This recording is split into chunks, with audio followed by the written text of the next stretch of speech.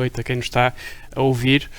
A mim pediram-me apenas para fazer uma pequena apresentação. Eu acho que não vou fazer uma apresentação, até porque acho que isso não seria justo para os convidados que temos connosco hoje e, portanto, apenas vou introduzir aquilo que são os convidados ao tema, que é o entendimento.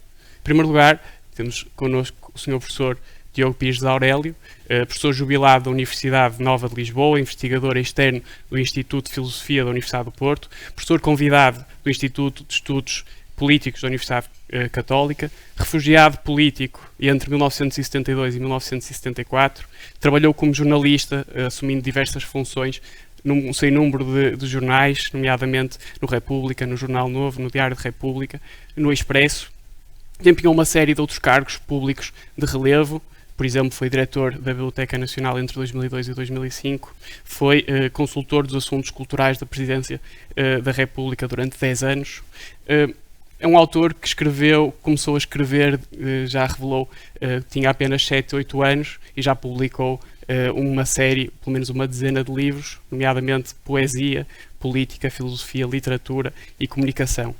Além disso, traduziu para português, diretamente do latim e do italiano antigo, obras clássicas, nomeadamente de Maquiavel e Spinoza. Traduções estas que até lhe valeram já prémios e menções honrosas, o que também é bastante relevante. Em segundo lugar, temos connosco também Pedro Mexia, de entre muitas outras funções, crítico literário e cronista do Expresso, já tendo trabalhado com outros jornais, nomeadamente Diário de Notícias e O Público, co-diretor da Granta em língua portuguesa, revista literária de publicação semestral, é coautor do programa cujo nome estamos legalmente impedidos de dizer, que alguns também consideram ser Governo Sombra, e também do podcast PBX, entre muitos outros projetos, nomeadamente o Eixo do Mal, para o qual já participou, ou o Inimigo Público. Também consultor cultural do Presidente da República, é ainda coordenador da coleção de poesia da Tinta da China e é autor também de uma série de livros, diários, poemas, coletâneas de crónicas e também traduções. Foi ainda diretor interino e subdiretor da Cinemateca. Pode-se dizer, depois desta breve introdução e não apresentação dos nossos convidados, que a vida dos nossos convidados girou sempre à volta do entendimento. O entendimento na política e o entendimento da política, o entendimento na arte, e entre ambos, se calhar, poucas são as formas da arte que ficaram por ser tocadas, e até o entendimento na própria tradução literária. Só para vos dar um pequeno exemplo, uma pequena história de cada um dos nossos convidados, começando pelo Sr. Professor, escreveu um ensaio sobre a tolerância e até já se questionou e até já falou sobre se uma pessoa já nasce intolerante ou não. E isto é, se já nasce intolerante face aos entendimentos das outras pessoas.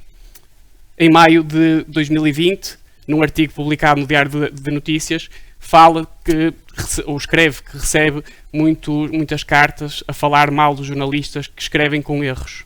E o Sr. Professor, apesar de concordar que efetivamente se dá muitos erros na comunicação social, acaba por dizer o mais importante não é os erros que se dá, mas sim a formulação das frases. Porquê? Porque o mais importante é ser entendido e é a formulação das frases que é relevante.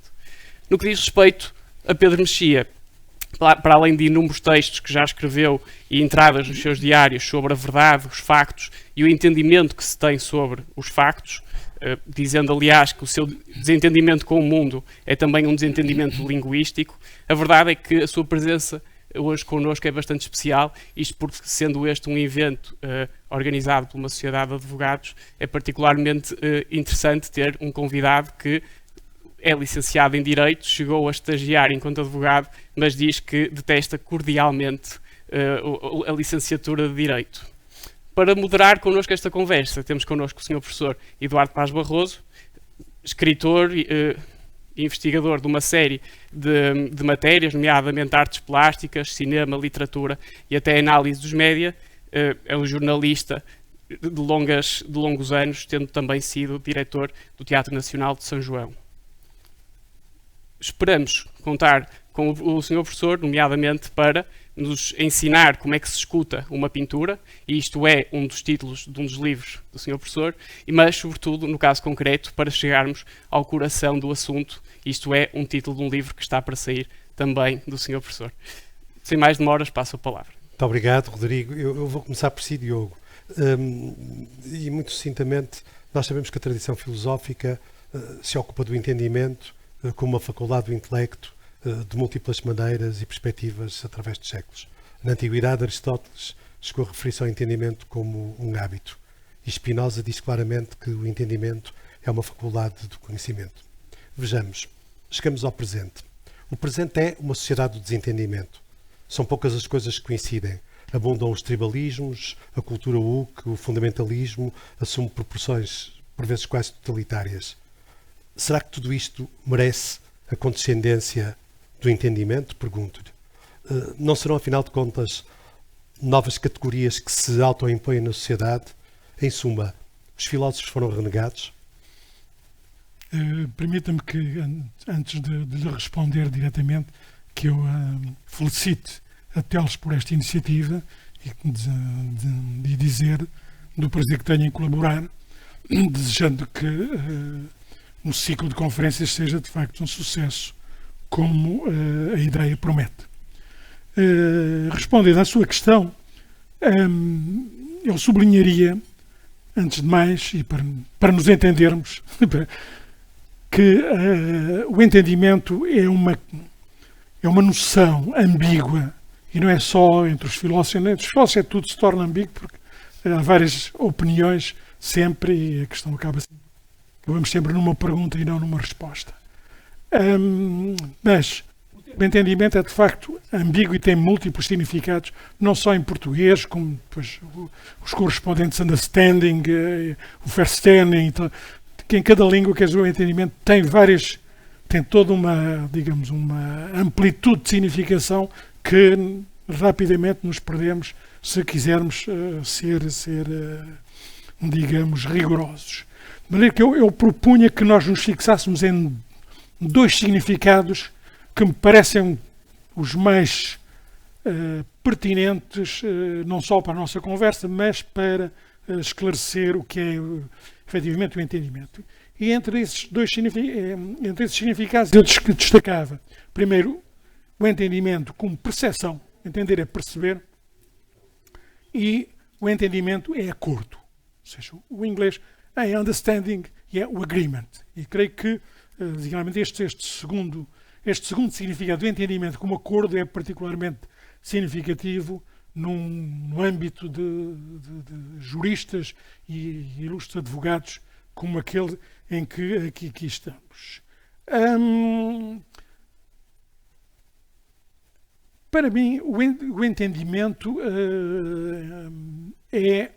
não é mais do que um processo de adaptação ao meio, quer cultural, quer social.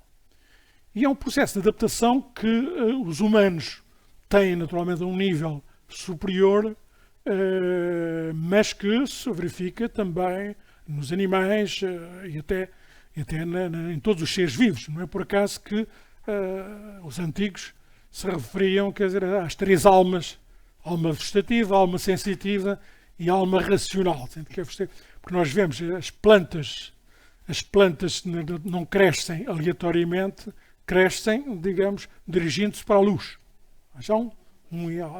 Isto é uma operação do entendimento. Da mesma forma que os animais, se eu digo ao meu cão, se lhe falo em voz grossa, ele foge, e se lhe falo bem, ele corre para mim. Portanto, a nível dos humanos, o entendimento é basicamente isso. Essa é uma função, digamos, com naturalmente todo o desenvolvimento que a espécie teve, mas que é efetivamente uma capacidade de organizar todos os estímulos sensoriais que nos vêm de fora e, a partir dessas, digamos, daquilo que chamamos os conceitos, as ideias, nós podermos prever aquilo que nos pode acontecer, nós podemos calcular. Não é por acaso que é um filósofo de que eu gosto muito, que é o Thomas Hobbes, dizia: ratiocination is computation. A expressão computation. Quer dizer, portanto, o entendimento é de facto esse processo, digamos, de adaptação levado a um grau mais elevado. Como dir-me-á, e podemos perguntar-nos, porque é que o entendimento, se é assim uma coisa tão, digamos, básica, porque é que ele é uma questão tão palpitante, passo o adjetivo, ali no século XVII? Porque, de facto, ao contrário, é verdade que sempre se falou de entendimento, mas nunca de forma tão problemática como depois ali entre meados do século XVII e depois até ao século XVIII. O entendimento torna-se, quer dizer, um assunto obsessivo quase. E os livros sobre o understanding são, sobretudo no pensamento inglês, repetem-se uns estados dos outros. Basicamente, e sem querer entrar aqui em pormenores, até porque não sairíamos daqui hoje, eu diria que a questão é muito, muito simples. É porque a ciência, propriamente dita, a ciência de aquilo a que chamamos ciência hoje, tinha nascido há 100 anos. Tinha nascido e tinha arrancado a alta velocidade. A ciência desenvolve-se. E aí começam os problemas. Mas a ciência funciona a partir de um certo método que é importado das matemáticas. A ciência arranca a alta velocidade a partir do momento em que incorpora um método que é um método das matemáticas. É um método copiado da geometria de Euclides.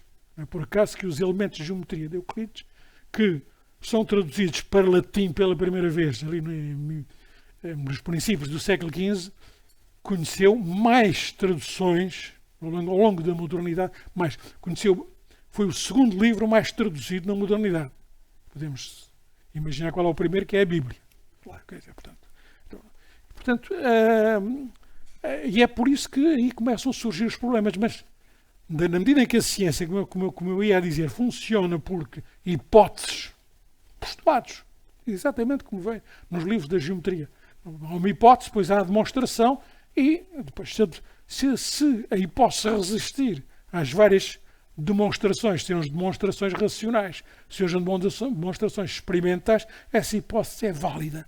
Bom, mas aí, quer dizer, vem a questão, mas essas leis que são atribuídas ao universo por esse processo, através de hipóteses, será que são mesmo leis do universo ou são criações humanas?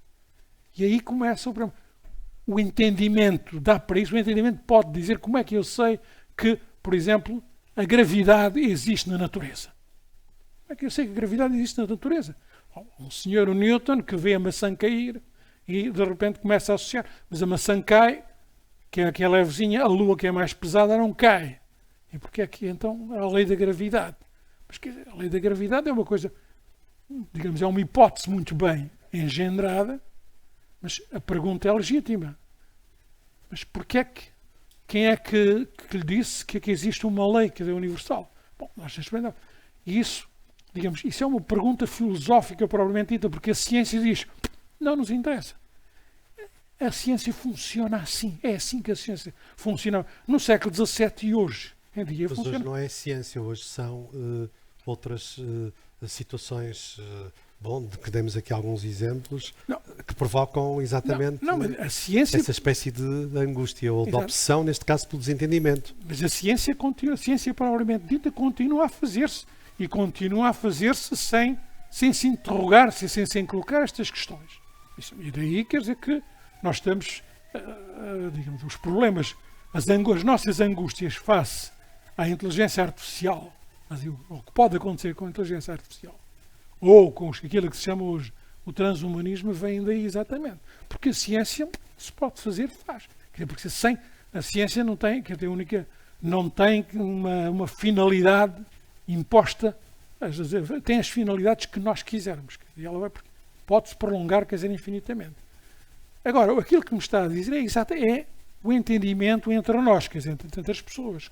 Isso é a questão, digamos, do entendimento como intercompreensão.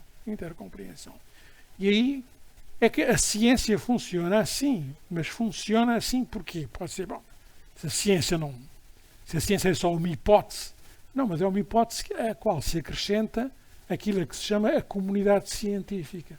Há toda uma quantidade de processos de validação que são aceitos universalmente e que fazem com que, de facto, a ciência pode vir a acontecer que não seja que não seja mas isso pode vir uma nova teoria, mas, digamos, enquanto ela não vier, ela está assente, tem um lastro de concordância de toda a comunidade científica e de testes que estão sistematicamente a ser feitos e que estão a comprová-la. E isso é, digamos, a base da ciência não sai, digamos, da cabeça de um iluminado. Há toda uma quantidade de procedimentos que, não vou agora aqui enumerá-los, que são aceitos por toda a gente e que funcionam, se assim posso chamar, como regulação do processo científico. Ora bem, e que partem do princípio que aquilo que resiste a todas as experimentações e que é aceito por toda a comunidade é, digamos, a verdade se quiser, entre comuns. Independentemente depois das outras questões. Ora bem, aquilo que me está a dizer é outro problema, quer dizer, que é nas nossas comunidades hoje em dia é cada vez mais frequente o questionamento do valor da verdade. Ou seja, reduzir tudo a opiniões. Tudo é opinião.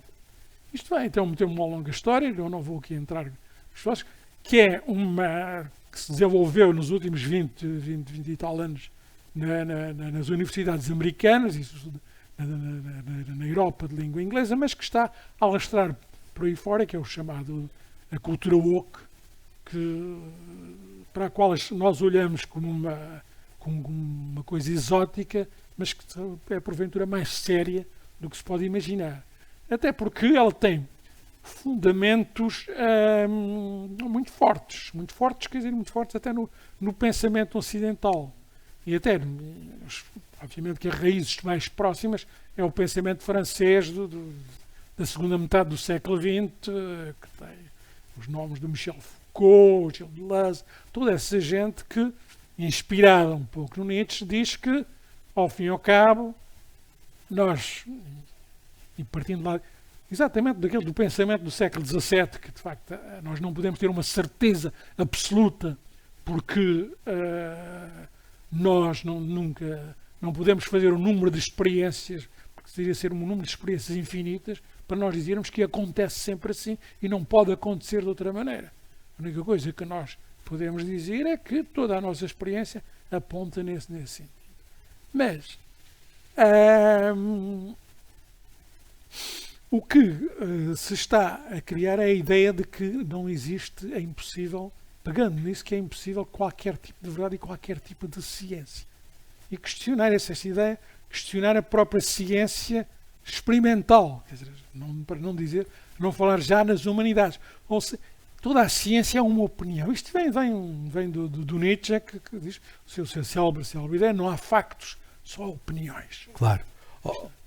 E aí, quer dizer, portanto, eles dirão, mas a cultura woke também é uma opinião. E eles dizem, claro que é também uma opinião. Pois. A nossa opinião é reativa, mas eles assumem, efetivamente, isso, dada a impossibilidade. E então, quer dizer, negam todo o valor àquilo que eu chamava todos os procedimentos de que está rodeado todo um processo científico que ampara o avanço da ciência sempre, até eticamente, com os conselhos de ética e tudo isso.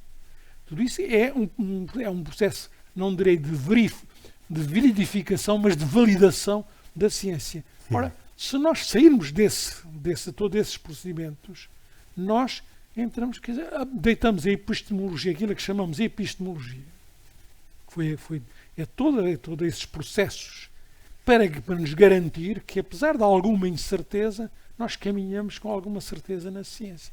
Ora bem, hoje em dia, já há alguns anos, falou-se já, se essa epistemologia não interessa, então vamos falar de epistemologias do Sul, por exemplo. Há um livro que são as epistemologias do Sul, escrito por um colega nosso, quer dizer, com muita fama, pelo menos na América Latina.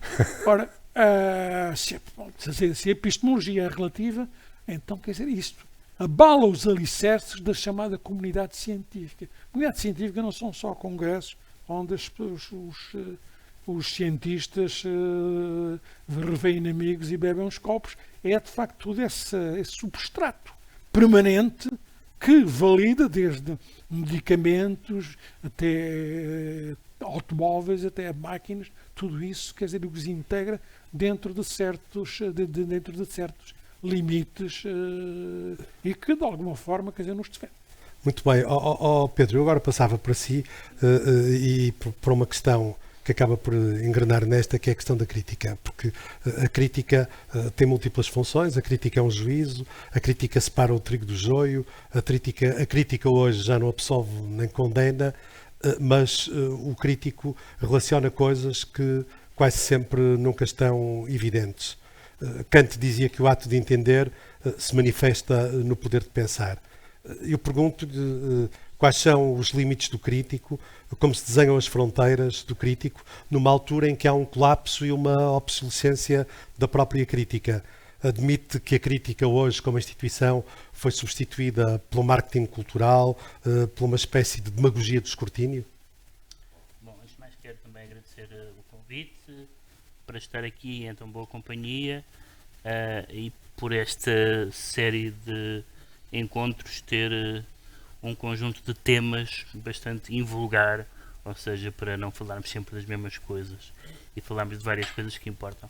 Quanto a essas perguntas, eu para já queria, para ser útil para o que eu tenho a dizer, definir a crítica no sentido estrito e recente, por oposição, evidentemente, à filosofia, ao pensamento, à sabedoria, etc., e ligá-la à cultura, e porque citou o Kant, à cultura da imprensa. E é o aparecimento dos jornais. O Kant tem a famosa frase de que a leitura matinal do jornal é a oração do homem moderno. Esta frase hoje não faz sentido nenhum, ou seja, não haveria religião. E portanto o colapso da crítica, que hoje está muito patente,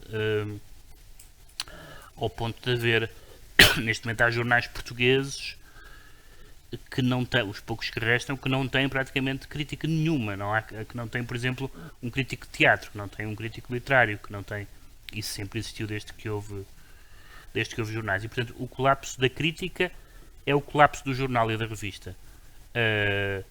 Se pensarmos num espaço cultural onde a discussão pública foi muito pujante e o ensaio foi muito pujante desde há alguns séculos, temos o caso inglês onde começaram a aparecer o Spectator original. Sim. E onde todas as gerações sucessivas de escritores, romancistas, poetas, filósofos discutiam os assuntos, às vezes que interessavam a poucos, às vezes que interessavam a muitos, e uns que interessavam a poucos e passaram a interessar a muitos. Isso em relação ao contexto da crítica. O que a crítica faz basicamente, e estamos a falar neste contexto limitado da crítica jornalística, chamamos-lhe assim, eu diria que é descrever e julgar. Ou seja, a crítica tem há sempre muitas polémicas sobre a parte judicativa da crítica, mas a crítica, antes de julgar, tem que fazer uma coisa que num certo sentido é mais difícil do que julgar, que é descrever aquilo que julga. Se eu falar sobre um livro a uma pessoa que não o leu, eu tenho que dizer o que é o livro. E não é garantido que a minha descrição do livro seja uma boa descrição. Provavelmente é mais difícil descrever bem um livro do que emitir um juízo acerca dele. Mas as duas coisas estão ligadas, porque as pessoas não podem entender um juízo em relação ao objeto que desconhecem, mas também uma descrição à qual não se acrescenta nenhum juízo, nenhuma explicitação, nenhum relacionamento. Uma das coisas que eu mais gosto na crítica é fazer ligações, relacionar ideias, relacionar autores, às vezes não os mais óbvios. Isso interessa muito e, aliás, uma das formas através das quais eu descubro alguns dos autores que mais me interessam. Os limites da crítica, o T.S. Eliot, foi um dos maiores críticos do século XX, tem uma frase muito curiosa, dito num contexto particular, que eu não vou agora aqui explicitar porque não tem interesse para o nosso argumento. Ele diz: há um ponto a partir do qual a crítica deixa de ser, há um ponto a partir do qual a crítica literária deixa de ser crítica e um ponto a partir do qual deixa de ser literária. O que ele quer dizer é que há discursos pretensamente críticos que não são críticos e há discursos, neste caso literários ou cinematográficos, que na verdade não são sobre isso. É muito comum, por exemplo, as pessoas hoje tomarem os objetos estéticos como um ponto de partida de uma discussão política ou ideológica. Um livro não é uma narrativa, não é um estilo, não é uma forma, é um documento das supostas opiniões do autor e de quão agradáveis ou desagradáveis elas são à nossa sensibilidade moderna. A crítica como entendimento esclarece. A crítica tem alguma proximidade com o entendimento nessa acessão hermenêutica, pelo menos. Sim, esclarece, sendo que apesar de tudo a crítica tem uma função diferente. Bom, a ciência também não é, não há nenhuma faculdade, digamos assim, definitiva, mas uma pessoa não pode, por exemplo, dizer a seguinte frase: este é o livro definitivo sobre os maias. Pois. Isso não existe, não é possível. Haverá sempre alguém que vai escrever uma coisa em que ninguém pensou e que às vezes pode revolucionar o nosso entendimento. A crítica, como a ciência, como tudo, é cumulativa e há ideias que vão sendo testadas, abandonadas. Por exemplo, muitas das discussões curiosas sobre a ida ou não do Essa para o Panteão é com uma discussão literária ou política sobre o Essa e a recepção do Essa tardio no Estado Novo, etc. Se o Essa se reconciliou ou não com o campo, tudo isso. E essas discussões, na verdade a polémica não é sobre isso, porque isso é demasiado sofisticado. Seria a parte interessante da polémica. Seria a parte interessante da polémica. Mas na verdade isso está lá. A ideia de, não, ele queria ficar no campo. Não, ele não ligou nenhuma ao campo. Enfim, há toda uma série de discussões sobre isso. O último ponto tem a ver com a democratização e com o facto de haver mais vozes no espaço público, do espaço público se ter democratizado. E é de facto essa palavra, que é uma palavra-chave da legitimação. Hoje em dia é muito comum não a pessoa, em relação a uma voz crítica, e um crítico escreve no jornal, suponhamos, dizer não é o dizer não concordo ou não gosto desta pessoa, ou seja o que for, é dizer quem é esta pessoa. Ou seja, a ideia de que, por exemplo, há uma pessoa que escreve sobre cinema cuja opinião é mais relevante do que a opinião do meu primo, é uma ideia completamente em crise. Pois. Porquê? Só porque sabe mais? Há uma famosa frase na discussão sobre o Brexit, não era sobre crítica literária, naturalmente, que era aquela frase: estamos fartos de especialistas. Pois. É o ethos, não é? O ethos estamos não fartos de existe. especialistas. Ora bem, porquê é que nós devemos dar importância a uma pessoa inteligente ou articulada que escreveu sobre livros da vida inteira? Por isso mesmo. É por essa razão mesmo. Mas há pessoas para quem isso deixou de ser evidente, Claro. e se calhar não tem Claro. regresso essa Muito mudança. bem. Diogo, já se falou aqui, o próprio Rodrigo destacou o seu trabalho como tradutor. Entender a política implica ter a capacidade de a traduzir à própria política. Do seu imenso trabalho relativamente com tratados importantes, a ética, já aqui foi referido, há um livro que tem uma introdução que é todo um ensaio de textos seus, de autores políticos, que vão do Lukács, um marxista, ao Carlos Schmitt, o tema é a representação. Fala aí sobre as relações destes autores com a representação, no fundo, com as fragilidades e as virtudes do parlamentarismo. Eu tenho a impressão que muita da incomunicabilidade atual fica a dever-se a traduções pobres, a uma espécie de vazio hermenêutico. E se pensarmos no caso concreto português, nós até temos um parlamento presidido por um académico um pouco dado, digamos, por um académico um pouco dado a diálogos e a articulações, e, portanto, o próprio nosso Parlamento é um indiscutível motivo de reflexão. Há, portanto, um vazio hermenêutico, há uma crise da representação política? Bom, o Eduardo coloca-me vários problemas importantes, o menor dos quais não será certamente a apreciação do Presidente do Parlamento. Sim, esse não é absolutamente. Só por estarmos entre académicos é que veio a propósito. Mas, questões, vou tentar tocar brevemente em cada uma das três, que é a questão da tradução, a questão da política e a questão da representação. Elas estão interligadas. A tradução também é exatamente como a crítica. A tradução é um entendimento de um texto. É um entendimento de um texto.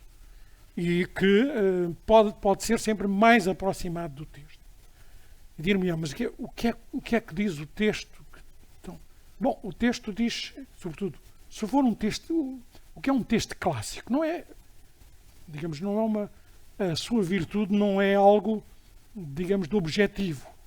É algo que se vai comprovando porque sucessivas gerações encontram nesse texto algo de vivo. Algo de vivo. E nós, os textos clássicos, tanto em literatura, são sempre nossos contemporâneos. Tanto em literatura, como em direito, como em filosofia. Isto não acontece, por exemplo, nas ciências duras. Porque nas ciências duras, os clássicos estão no jazigo que é a história. Agora, não estão vivos. Os clássicos da política, embora haja uma tendência frequente que vem do positivismo que imperou nas nossas faculdades nas faculdades europeias até há uns 30 ou 40 anos, que é que tende efetivamente a aproximar, digamos, as humanidades das ciências duras e portanto faz com que lê os autores das humanidades como se eles fossem, digamos, se o novo eliminasse o velho. Ora, os clássicos, por exemplo, os clássicos da política com quem eu tenho trabalhado e alguns que eu tenho traduzido, dá-se este fenómeno muito, muito engraçado.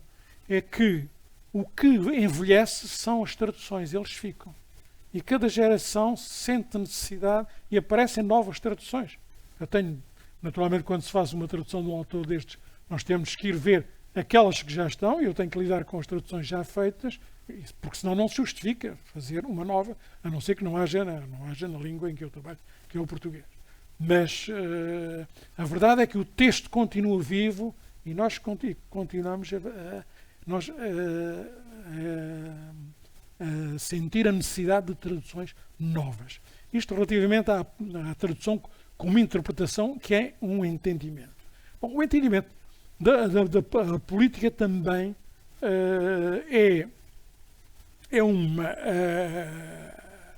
a política, por definição, deixa eu chamar ali, uma obra aberta, que é um livro aberto, porque é, por definição, digamos, uma polifonia. Uma polifonia, por vezes, pouco harmónica.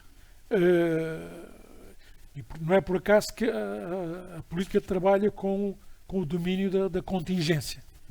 Temos com contingência, do risco. Portanto, isso vê-se que é nítido na política internacional, quer dizer, nós, digamos, não desconhecemos o que é que os nossos aliados, os nossos parceiros pensam sobre uma coisa, mas isso passa-se também, quer dizer, a nível da política interna. Há sempre, qualquer medida é sempre arriscada no sentido de pode agradar ou não agradar. Mas é por isso que a decisão política, a decisão e a deliberação e a decisão são exatamente processos de, não digo de estancar, mas de reduzir para níveis aceitáveis a contingência que é inerente ao próprio ser político, ao próprio ser da política. Ora bem, a decisão é sempre uma interpretação.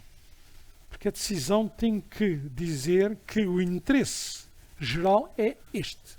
Qualquer lei, qualquer norma, supõe-se que ele interpreta a Constituição, por sua vez, é suposto ser a interpretação da vontade geral e, por sua vez, as normas e as leis, digamos, aquilo que faz um juiz, não faz senão, digamos, dizer que a lei, no caso concreto que está a ser julgado, diz isto. Ora, isto é uma interpretação que o juiz está a fazer, efetivamente, da lei. Portanto, Mas isso em todos, no poder, no campo jurídico, como no campo legislativo, acontece exatamente a mesma coisa. Toda a política é efetivamente uma questão de decisões, uma questão de interpretação do que é o interesse geral. Ora bem, muito rapidamente para ir à questão essencial que é a da representação. Bom, porque a representação é curiosa. A representação é uma criação que se apresenta como interpretação. Eu explico. A representação, mas sobretudo começou a desenvolver-se, quer dizer, a implantar-se nos nossos países, com o sentido que nós lhe damos hoje, a partir do século XVII, até num sistema absolutista, que é com Thomas Hobbes, que diz aquilo, o essencial sobre a representação. Não vou roubar tempo então tarde na história, mas só para dizer que a representação, como disse alguém estou-me a lembrar que é um Leibniz, um jurista alemão que se exilou durante a guerra, foi para a Inglaterra, um discípulo de Schmitt, e que dizia, e a meu ver muito bem, que a representação sem o mandato imperativo é impensável. Ou seja, a representação exige efetivamente a autonomia dos deputados. E a autonomia dos deputados. E é assim que isso é entendido no século XVII, XVIII e ao longo do século XIX e até aos dias de hoje, como já tentarei explicar. O Edmund Burke, por exemplo, que é o célebre conservador britânico, embora fosse defendesse a independência americana, mas ele dizia muito claramente a representação não é uma questão de vontade, é uma questão de entendimento. Porquê? Porque o representante tem uma função que é deliberar com os seus pares, deliberar qual é o interesse geral e não espelhar as vontades mutáveis e expressões que lhe vêm de baixo. Isto é importante. Ora bem, portanto, a representação é isso que eu digo. A representação cria esse conceito, cria essa realidade que é a vontade comum, que é uma coisa perfeitamente impossível de existir, é um não existente, só pode existir efetivamente no domínio da representação. Ora bem, esse conceito de representação com mandato imperativo encontra todo um problema a partir do momento em que se evolui ao longo do século XIX e XX, até ao nosso tempo, para a chamada democracia de massas ou para a democracia de partidos.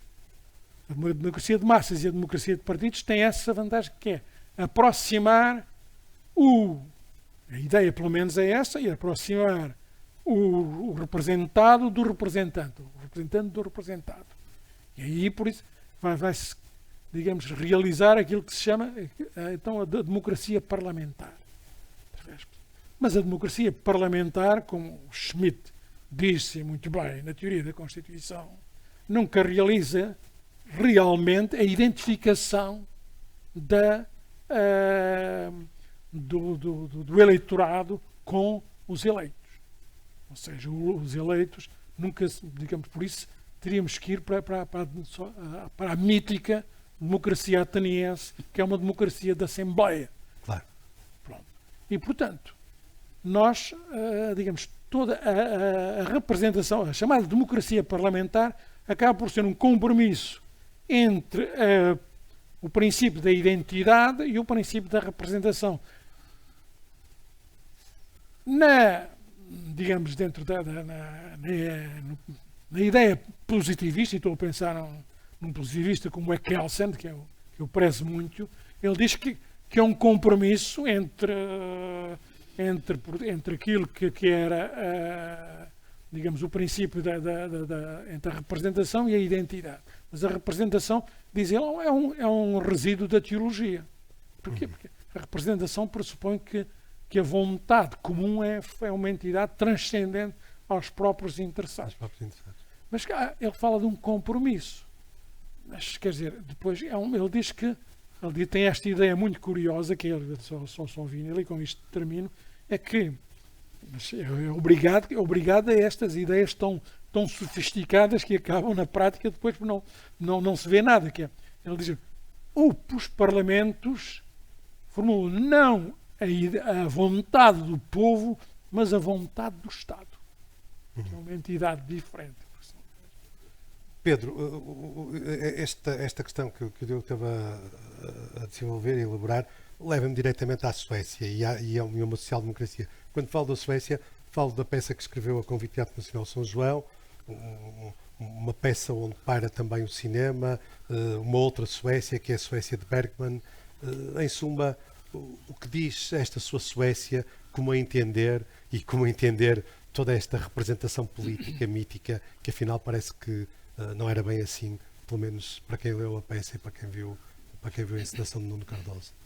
Sim, a peça, quando me convidaram, quando o São João me convidou para escrever uma peça para ser estreada no teatro, eu fiz uma proposta muito pouco ganhadora, fiz uma proposta de escrever uma peça sobre uma família sueca nos anos 70 e sobre a social-democracia sueca. Na verdade, felizmente, à medida que escrevi o texto e que o texto foi ensaiado e depois encenado, se percebeu que a peça era essencialmente sobre um tema filosófico, no sentido mais amplo, que era uma peça sobre Pursuit of Happiness, ou seja, sobre a felicidade e sobre a componente política da felicidade. É muito engraçado que os americanos tenham encontrado espaço constitucional, digamos assim, para utilizar a palavra felicidade, que em geral é uma palavra considerada ou desconsiderada do ponto de vista político ou filosófico, como sendo uma palavra do domínio do privado, e portanto no sentido de que a política não tem nada a ver com isso. Por outro lado, filosoficamente, a felicidade, ou um certo entendimento da felicidade, há de ser qualquer coisa parecida com uma vida boa, que é um tema da filosofia, que é um tema clássico da filosofia, boa no sentido ético, em vários sentidos. E então o que me interessou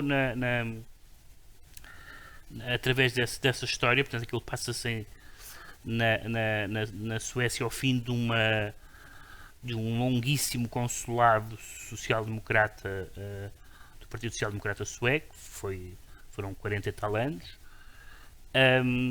e a Suécia, eu nasci no princípio dos anos 70, não tenho memória direta disso, mas tenho uma memória muito pouco diferida disso, de ainda ouvir falar da Suécia como o paraíso na Terra.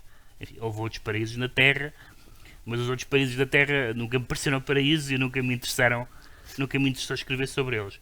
Mas a Suécia era uma democracia. E o que é que faz com que alguém queira ter o mesmo governo durante 40 e tal anos? Aliás, diga-se de passagem que mesmo quando os suecos quando os sociais-democratas não governaram, não tinham maioria no Parlamento, mas ficaram em primeiro lugar. Portanto, o Partido Social-Democrata do Sueco é o partido hegemónico. Isso interessou-me. Será que esta experiência nórdica, mas a Suécia é mais conhecida, o Olof Palme tem um estatuto mítico, até por ter sido assassinado e não só. Será que a Suécia foi a experiência política mais próxima que nós tivemos da felicidade ou do acesso político à felicidade? Eu tinha esta pergunta e depois, ao ler textos de autores suecos dos anos 70 e de escritores, de políticos, e do Ingmar Bergman, que teve um famoso... É verdade que foi um diferente com o fisco sueco, foi uma coisa muito específica, mas em todo o caso, todos eles, mesmo os que eram politicamente alinhados com o Partido Social Democrata, diziam que aquela espécie de felicidade nascia à custa de um preço muito alto a pagar, como por exemplo o conformismo. A ideia, por exemplo, de que alguém que dissesse qualquer coisa que destoasse do senso comum ou da opinião comum era mal visto. E por aí adiante. Então há uma longa, eu li na medida em que esses livros estavam traduzidos em outras línguas, incluindo em português. Há vários livros sobre a Suécia. Enfim, a SNU publicou Sim, sim. naturalmente um livro sobre a questão sueca nos cadernos de Dom Quixote.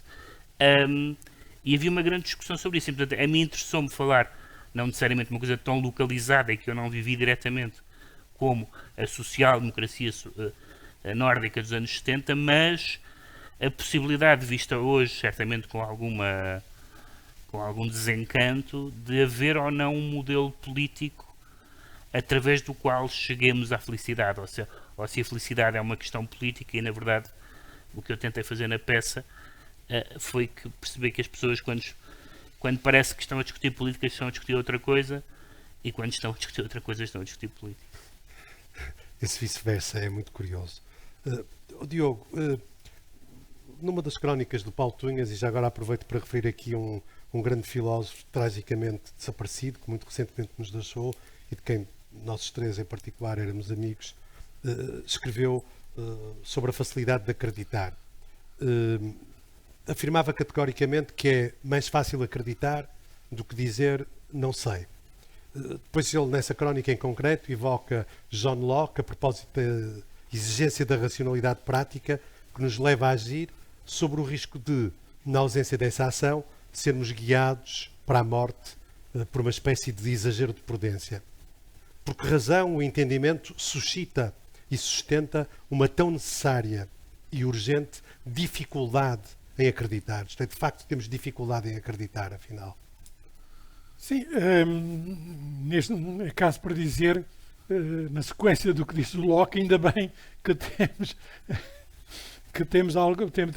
dificuldade, ou seja, que não temos que recorrer sempre à certeza, não temos de ter sempre à certeza, porque senão esse texto que o Paulo Tunhas cita aí é conhecido do John Locke, que ele diz, alguém que, a frase dele até é mais completa, ele diz, alguém que não coma enquanto não saiba, não souber com absoluta certeza que aquilo que lhe dão para comer, quer dizer, não está envenenado.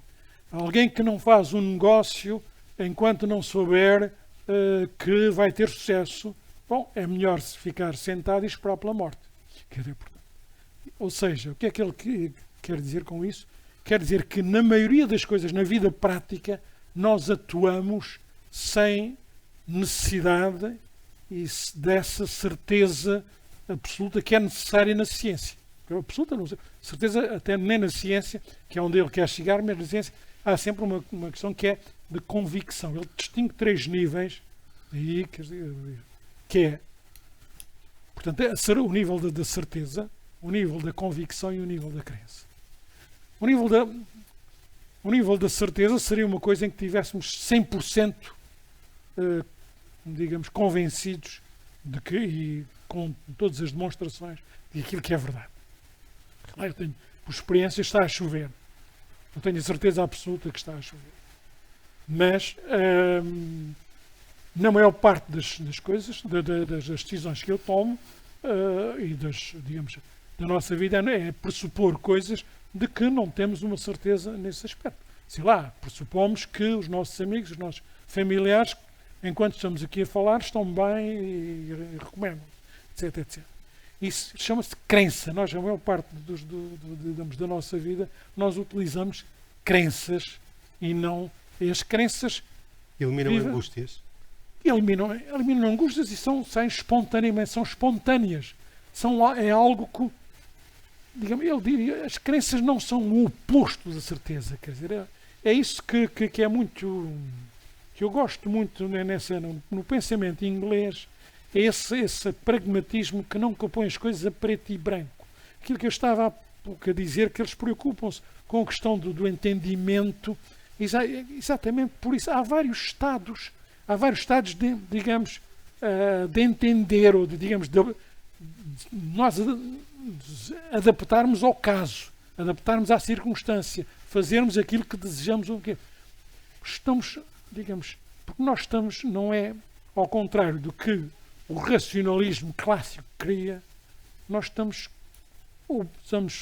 querendo ou não, nós estamos obrigados digamos, à parte pulsional que guia a própria razão. O David Hume tem esta frase, diz: a razão está e deve estar ao serviço da nossa parte pulsional, dos nossos instintos. Ele diz mesmo dos instintos. E o David Hume não é nenhum libertino. O que é que ele quer dizer exatamente? É que, de facto, a razão é, a razão é mais um dos processos mentais que nós, digamos, que nos permitem a nossa própria adaptação. Mas, digamos, na maioria das vezes nós temos que acreditamos para sobreviver e acreditamos inconscientemente. Claro que, dir-me-á, é necessário não acreditar em tudo. Claro. É necessário não acreditar em tudo. E o risco que referiu, que já mas não é fácil acreditar. Não é fácil acreditar com um grau de certeza a 100%. Mas é fácil de acreditar a níveis, digamos, de grande probabilidade. Que é uma probabilidade que basta um grau de probabilidade razoável, que é aquele com o qual vivemos sistematicamente. Mais tarde, no século XX, o Rawls faz a distinção entre racional e razoável. Nós trabalhamos e atuamos e vivemos dentro do razoável. Agora, de facto, a descrença, a falta de... A crença pode atingir níveis de irrazoabilidade. E aí, de facto, que é necessário o entendimento, e o entendimento, sobretudo, das elites, tanto elites políticas como elites culturais e sociais. Sendo que há uma crise de elites. E são essas que estão, digamos, que estão a baquear. Isso aí é que é o problema. Aí é que me preocupa. Não é que os estudantes venham, digamos, fazer censura a livros, é que as direções das universidades, quer dizer, que façam, digamos, uma limpeza nas bibliotecas, claro, que os editores façam uma limpeza nos clássicos, nos livros que publicam, e que se espalhe de repente, quer dizer, toda esta, digamos, essa resignação das Não queremos acreditar que isso seja possível. Oportunista. Não, mas ela não é possível porque é já real. Pois. Ela já está a ser real. Este é outro. Pedro, eu vou terminar com uma questão que traz para esta conversa um autor da sua preferência, Berkeley, o que é o mundo, que aliás tem tudo a ver com a última intervenção do Diogo. Há uma empatia por Locke também, no seu caso, e muito depois Wittgenstein vai-nos dizer mais ou menos que os limites do mundo são os limites da minha linguagem. Em suma, o mundo é uma construção, é uma visão das coisas. Eu pedi-lhe para distinguir entre o entendimento deste mundo, que é o seu, o entendimento do mundo, enfim, que está na cabeça de cada um, e o mundo lá fora, o mundo exterior. Será que entre um e o outro destes mundos, ficamos indecisos, como o Johannes, o personagem da Suécia, que diz que, afinal, não basta ter uma ideia para entender o que é o mundo? Eu fiquei completamente fascinado quando descobri o Berkeley, porque, não sendo em nenhum sentido da palavra, e certamente não no sentido filosófico, um materialista, nunca tinha encontrado ninguém que levasse o seu não materialismo ao extremo quase alucinante do Berkeley,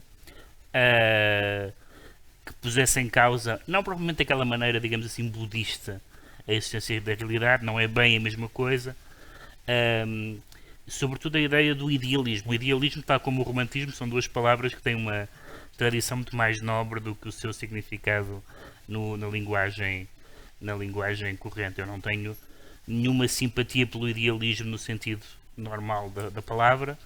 Tenho muita simpatia pelo idealismo filosófico, ou pelo entendimento idealista do mundo, porque me parece que e isso também tem a ver, se calhar, com uma componente, tem certamente a ver com uma componente estética. Eu quando estava a preparar esta sessão, encontrei sem querer entrar e ter a foice em seara alheia, encontrei uma frase do Spinoza em que ele distingue o entendimento da imaginação, e depois diz assim: mas as palavras pertencem à imaginação. Eu acho esta frase absolutamente extraordinária. E o que se diz aqui das palavras pode-se dizer das ideias. Boa parte daquilo que nos constitui como pessoas, seres morais, seja o que for, são ideias, impressões, hipóteses, mesmo ficções, mesmo coisas que nós damos e que têm influência concreta na maneira como vivemos. Por exemplo, uma coisa em que eu pessoalmente acredito, e todos nós aqui acreditamos, como por exemplo a soberania popular, mas é possível demonstrar que há um lado ficcional na convicção de soberania popular. E há escritor, o Schmitt, mais do que ninguém, interrogou muito essa noção. E portanto, na verdade, eu não duvido da existência da verdade, isto é, acho que existe, acho que a verdade existe, mas acho que nós raramente sabemos qual é, a não ser talvez do ponto de vista religioso, mas aí é numa outra dimensão. No resto, nós somos condicionados pela ideia que temos do mundo, somos muito condicionados pela nossa biografia, somos muito condicionados pelo que lemos, somos muito condicionados, como diz sempre o Woody Allen nas entrevistas, pela sorte que temos. Simplesmente a sorte que temos. Às vezes não tem nenhuma explicação o sucesso ou o insucesso da nossa vida que não a sorte ou o azar. E também por o último ponto, pela qual eu simpatizo com o idealismo, que é uma formulação do Adam Phillips, que é um psicanalista inglês e aliás um grande escritor, vivo, e ele tem um livro sobre, tentando sintetizar numa frase, sobre as coisas que não nos aconteceram fazerem parte daquilo que somos. Porquê? Porque pensamos nelas, as antecipamos, as desejamos. Se nós passarmos uma vida inteira a imaginar que vamos fazer ou que nos vai acontecer uma coisa que nunca chega a acontecer, isso faz parte da nossa vida. Isso é um facto objetivo da nossa vida. E ele fala sobre the unlived life, a vida não vivida. Mas a vida exteriormente não vivida, nós vivemos. Aliás, a psicanálise vive disso em grande parte. Esta pequena fórmula é muito interessante, porque nós muitas vezes percebemos que aquilo que define certas pessoas não é a sua experiência, mas a sua imaginação, a sua expectativa. Aliás, há uma definição clássica que eu acho graça do segredo da felicidade, que é: o segredo da felicidade é ter expectativas baixas. Claro. É uma possível definição e, portanto, é fácil superar, e aí já estamos. Ora, as expectativas são uma projeção, são uma ideia. Não há nenhuma razão para esperarmos nem muito nem pouco da vida. Cada um é como é. No fundo, é mais ou menos como o ser extrovertido ou introvertido. E assim se entende o mundo. Não acho que ninguém será capaz de dizer que entende o mundo. Não me parece que Mas entendemos pelo menos um pouco melhor a nós próprios. Entendemos. Por exemplo, quando lemos poesia. Não, entendemos no sentido que o Diogo estava a dizer, no sentido de que estamos aqui e estamos a imaginar que em casa toda a gente está bem. Ou no sentido que, não sei quem é que fala em não sei como é bem a expressão, férias morais, a expressão férias morais, não sei quem é o filósofo que fala nisso. Férias morais quer dizer estar a ver, nesta semana é uma má semana para dar esse exemplo, mas estamos a ver, por exemplo, pessoas a morrer na televisão em várias partes do mundo, e nós não podemos reagir de cada vez como se conhecêssemos aquelas pessoas, porque não era suportável. Sempre que alguém nos dissesse que morreu alguém, nós ficamos em carne viva de sofrimento. Não porque essas pessoas não mereçam, mas porque não as conhecemos, porque morre gente a toda a hora, etc, etc. E, portanto, nós, tipicamente, a ver telejornal, estamos um pouco insensíveis. Morreram-se 300 pessoas no Chile, pronto. E a seguir veio o futebol. E nós temos que viver com isso. O Wesley também chegou a falar nisso antes. Não seria saudável que nós digamos, carregássemos os males do mundo às costas. De facto, esta semana é uma semana atípica para falar disso, mas enfim. É uma questão de proximidade. Bom, Rodrigo, sim, Diogo. Só para acrescentar, porque o Pedro insistiu muito na importância da imaginação e eu não falei tanto na imaginação, mas como ele referiu a imaginação a propósito da soberania. E eu lembrei-me, ele disse que era em parte, quer dizer, tem de imaginação, que nós, normalmente, na linguagem corrente e mesmo até noutras disciplinas, a imaginação tem um aspecto, digamos, de secundarização. Mas, por exemplo, no direito não é de todo secundário a ficção jurídica tem uma importância extraordinária, que a ficção jurídica é algo que é muito importante. E na questão da soberania, o Hobbes diz esta frase que eu acho deliciosa, porque diz tudo sobre o que é a representação. Em monarquia, o rei é o povo. Pois, em monarquia, o rei é o povo. Rodrigo, tivemos aqui durante praticamente uma hora a ouvir, enfim, uma série de perspectivas e de sínteses sobre problemas que são de uma enorme acutilância.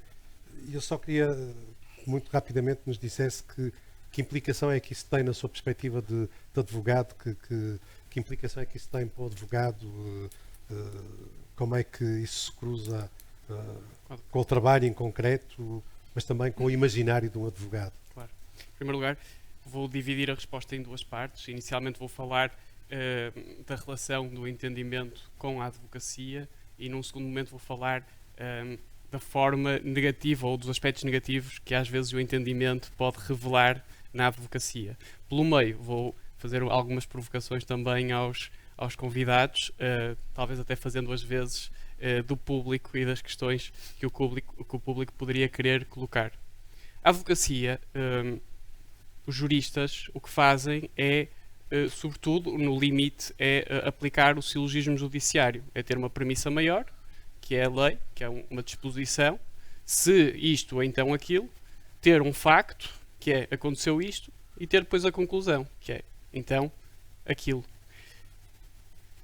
Os juristas têm que olhar para estas três partes e vão ter que ter um entendimento. Têm que ter, em primeiro lugar, um entendimento sobre a norma e depois vão ter que ter um entendimento sobre os factos. E, portanto, a advocacia, no geral, é uma indústria, a par de muitas outras, naturalmente, não vou puxar inteiramente para nós a indústria do entendimento, mas é a indústria do entendimento da lei, da aplicação da lei. Eu até acho, em grande medida, que o curso de Direito é um curso de aprender a entender as normas, aprender a interpretar as normas, aprender a linguagem das normas jurídicas.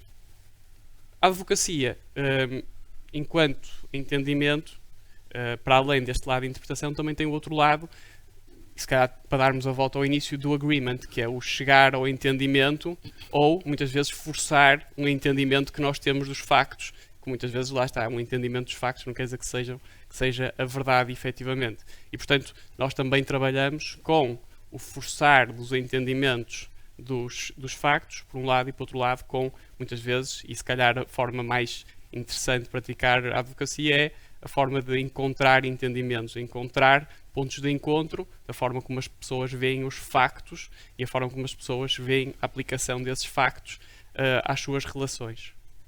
Isto no que diz respeito à primeira parte da pergunta. Será ainda relevante referir que, a propósito da democratização do entendimento que estávamos a falar, que esta democratização também existe no que diz respeito ao entendimento da lei. Esta democratização é em grande medida importante num Estado de Direito. Uma das coisas que, por exemplo, Montesquieu dizia era que a lei tem que ser clara para que qualquer pessoa com mediana inteligência consiga perceber a lei. E, portanto, é muito importante também que haja esse esforço de democratização do entendimento no que diz respeito ao direito. A este propósito, contava-se uma história que era, a determinada altura apareceu uma disposição que dizia que qualquer pessoa podia apresentar uma queixa junto do rei relativamente à atuação dos ministros do rei. No entanto, se a queixa não fosse relevante o suficiente, o rei podia não punir o ministro, mas sim punir o queixoso. E o que é que acontecia? Ninguém apresentava queixas, porque tinham medo de saber qual era a interpretação de um tema relevante para o rei, e portanto ninguém apresentava. A democratização da lei e do entendimento da lei é relevante exatamente para evitar estas situações. No que diz respeito ao lado negativo, às facetas negativas que o entendimento pode ter na advocacia, mais uma vez não vou arrogar para a advocacia todas estas facetas em exclusividade, de certeza que também noutras áreas existem, mas que na advocacia existe de forma particular. Em primeiro lugar, a necessidade de ter um rápido entendimento. Quando alguém nos coloca uma questão jurídica, as pessoas partem do pressuposto que nós temos a resposta como se fosse 1 mais 1 igual a 2 e, portanto, que o entendimento rápido e imediato é possível. O entendimento rápido é muitas vezes uma tentação que temos, até para parecer que efetivamente conhecemos dos temas, que estamos a par, quando muitas vezes o que temos que fazer É preciso estudar. É preciso estudar, vou pensar, hoje tenho uma opinião, mas se calhar amanhã acordo e percebo que não é bem assim, é de outra forma, e portanto, às vezes, o entendimento imediato é inimigo do entendimento perfeito, ou se existir, ou do entendimento que seja ponderado, cauteloso, que exige tempo, exige espaço, exige distanciamento, que muitas vezes não se tem no imediatismo. Isto, na verdade, acontece também com outras áreas, e quem faz comentário político e tem todas as semanas que dar o entendimento, a sua versão, a sua opinião sobre os factos, também muitas vezes tem que ter um entendimento muitas vezes imediato, que pode não corresponder, se calhar, no futuro, a um entendimento mais ponderado, um entendimento com mais tempo para se expressar, porque o tempo para se expressar, o entendimento também é importante para que o entendimento seja claro. O entendimento na advocacia também é muitas vezes fechado na própria linguagem que é utilizada. Nós, na advocacia, temos que fazer um equilíbrio entre estarmos a passar a mensagem daquilo que é o nosso entendimento, mas ao mesmo tempo utilizar os termos corretos. E este equilíbrio é um equilíbrio difícil entre a expressão do entendimento e a correção do nosso entendimento e da forma como nos estamos a expressar. Isto é algo que acontece na advocacia, acontece certamente também, por exemplo, quando se está a dar aulas, em que se quer dizer uma coisa, quer-se que os alunos percebam aquilo que estamos a dizer, mas ao mesmo tempo queremos ser o mais precisos e corretos possível, e pode haver aqui uma discrepância entre aquilo que é a forma mais correta de dizer as coisas e a forma mais facilmente entendível. Na poesia, se calhar, somos um bocadinho mais indulgentes, permitimos que exista uma maior... permitimos, se calhar, expressarmos de uma forma que seja menos entendível. Isto é uma das questões que eu gostava de colocar, é onde é que se faz o equilíbrio, e na verdade dá para os dois, porque os dois têm poesia publicada, como é que se faz o equilíbrio entre nós querermos expressar na poesia, mas queremos ao mesmo tempo ser percebidos. Ou se devemos simplesmente escrever aquilo que nos apetece, que nós sentimos como sendo correto, ainda que isso seja difícil de depois as pessoas efetivamente perceberem aquilo que nós queríamos dizer. Isto é um problema, lá está, existe na advocacia e existe também noutras áreas. Existe também uma grande pressão na advocacia de nós sabermos sobre matérias ou sobre todo o direito. Como se calhar isso também pode acontecer em alguns setores da arte. Por exemplo, se alguém for ter com um médico, se o médico é ortopedista, à partida não lhe vamos perguntar coisas sobre o coração ou sobre a pele. Na advocacia ainda existe um bocado a ideia de que os advogados têm que saber sobre todo o direito. E não é verdade. Nós sabemos muitas vezes sobre partes do direito e, portanto, temos que ter muitas vezes a tentação, ou temos que combater a tentação de querer mostrar que sabemos coisas que efetivamente não sabemos. A este propósito é muito interessante um livro que não tem nada a ver com isto, mas serve para o caso, que é um livro chamado Bovard e Pécuchet, que são dois senhores idosos que se conhecem num banco e se apercebem o que na altura acordam em ir morar para fora da sociedade e tentar absorver todo o conhecimento do mundo. E percebem, por uma série de peripécias, que isso não é possível. Bem, na advocacia é um bocado semelhante. Para evitar as peripécias, mais vale dizermos não temos um entendimento sobre isso, porque essa não é a minha área, eu não vou para essa seara. Quase para terminar, o entendimento também no direito, na advocacia, é muitas vezes um entendimento estático, um entendimento cristalizado. O entendimento que nós dizemos num e-mail, o entendimento que nós escrevemos numa peça de tribunal, o entendimento que nós dizemos numa reunião ao cliente fica cristalizado. Muitas vezes é aquele, e mesmo que de futuro nós, com outra ponderação, chegamos a outra conclusão, muitas vezes é difícil de explicar que nós mudamos de entendimento.